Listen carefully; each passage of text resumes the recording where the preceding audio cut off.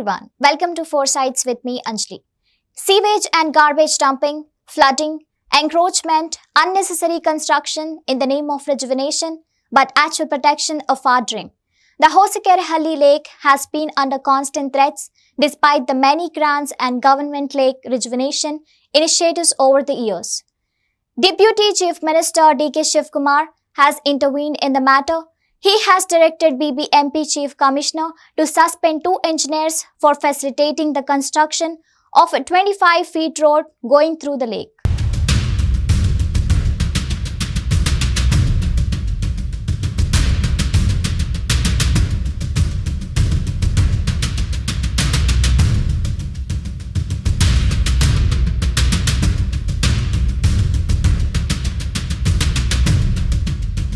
After months of protests with residents and environmentalists reaching out to media officials and ministers over the building of a 25-feet 2-lane road right in the middle of Hosakerehalli lake of Sri Rajarajeshwari Nagar, Bengaluru, the works were stopped in March this year. Deputy Chief Minister DK Shivakumar's intervention in the issue comes as a ray of hope to the residents around the lake that has been mired in politics for years now. The minister has instructed suspension of engineers for facilitating the construction of the road, which was done without proper approvals or consultations with authorities.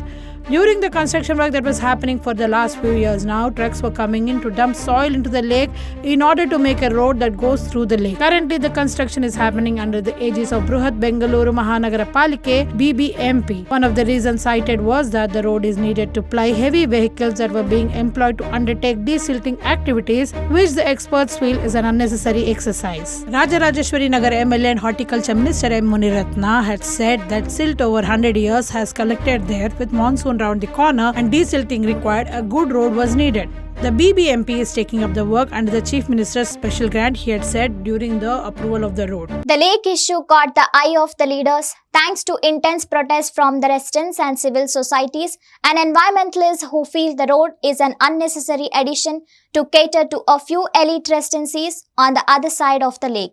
Moreover, the road will destroy the entire ecosystem of the lake that will be divided into 2 parts and one part will dry soon, they said. There are several birds that the lake attracts and it was being considered under rejuvenation of lakes project for some time now.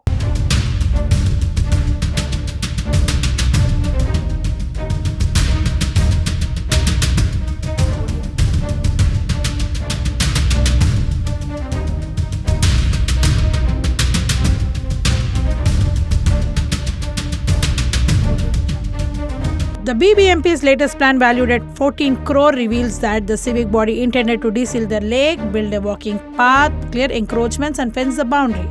It also wanted to complete the work to build a retaining wall. This was set to prevent the flooding of the houses. In an interview to Pragati Ravi for Citizen Matters, website conservationist Joseph Hoover said that the 59-acre lake has now shrunk in size to 52 after encroachments and construction of walkways. He said that the desilting being carried out under the pretext of rejuvenating the lake will instead make the soil porous and will not hold the lake's water, which will seep into the ground. Desilting was already done once in 2017. Instead, the authorities must have undertaken deweeding, he had added. Looking back, the residents have been canvassing to protect the lake by repairing the pipelines to prevent sewage from entering the lake and preventing dumping of waste. Every monsoon, flooding has been a major problem in the area. Originally, the project of rejuvenating the lake was with the Bengaluru Development Authority, which took up the fencing of the lake, building a walkway, rerouting the sewage and maintenance of park. However, the works have been pending for long and problems continue while each department comes and does the same work again and again. Meanwhile, the site is full of heaps of mud, construction and debris. According to a report in Deccan Herald, more than 100 truckloads of soil is already dumped in the heart of the lake, and this has significantly reduced the capacity. Better late than never intervention in the issue comes through Deputy Chief Minister, and it is a huge relief to the residents. However, there is a major damage that has already happened through years of neglect and through years of mismanagement. And now the next important step is to assess the extent of damage and take steps to revert the lake to its former glory. Ironically, the opposite has been happening at the Hosakerehalli lake until now.